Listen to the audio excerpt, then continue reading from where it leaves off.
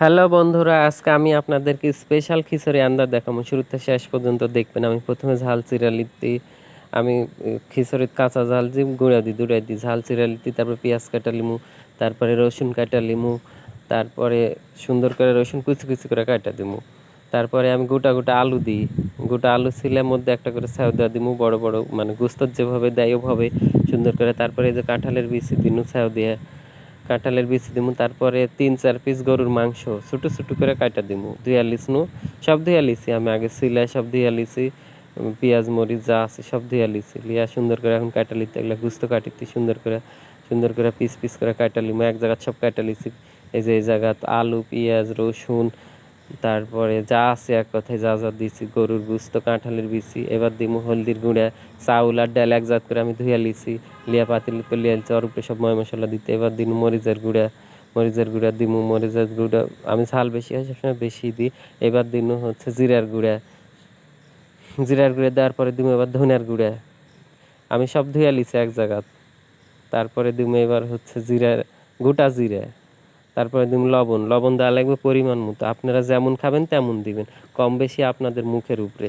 এবার দিমু গোটা গোটা মশলার ছাল এগুলো। গরুর গোস্ত যেহেতু দেওয়া আছে আমার মশলা সবই দেওয়া লাগবে। এইটার দিনও হচ্ছে আদা জিরা রসুন বাটা আছে, দেয়া দিনু আদা জিরা রসুন বাটা।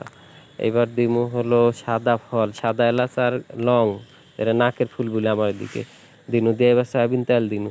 দিয়ে এবার সুন্দর করে হাত দিয়ে মাখালা লাগবে, ঘুরে সুন্দর করে সব চাউল ডাল, তারপর যত আলু দিছি কাঁঠালের বিচি দিছি গরুর গোস্ত দিছি যা যা দিছি সব সুন্দর করে মাখালিম। হাত দিয়ে ঘুরে সুন্দর করে মাখালা লাগবে। হাত দিয়ে মাখানোর ওখানেই স্বাদ, এখানে যদি আপনারা ভালো করে না মাখান স্বাদ হবে না। তারপরে পরিমাণ মতো পানি দিব, পরিমাণ মতো পানি দিয়ে সুন্দর করে হাত দিয়ে ঘুলে মাখা দিব।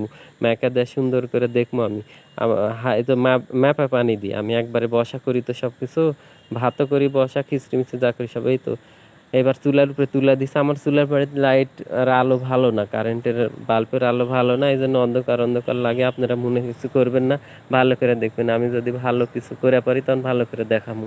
এই তো খিচড়ি আমার হয়ে গেছে, চুলের থেকে নামালি আলছি। এই ফাঁকে আমি কাঁচা আম ছিলে লিসনু কয় ফেল। কাঁচা আম আমি নামানোর কিছুক্ষণ আগে এই তো কাঁচা আম দিয়া দিসনু। কাঁচা আমও সিদ্ধ হয়ে গেছে সুন্দর হয়ে খিচড়ির মধ্যে।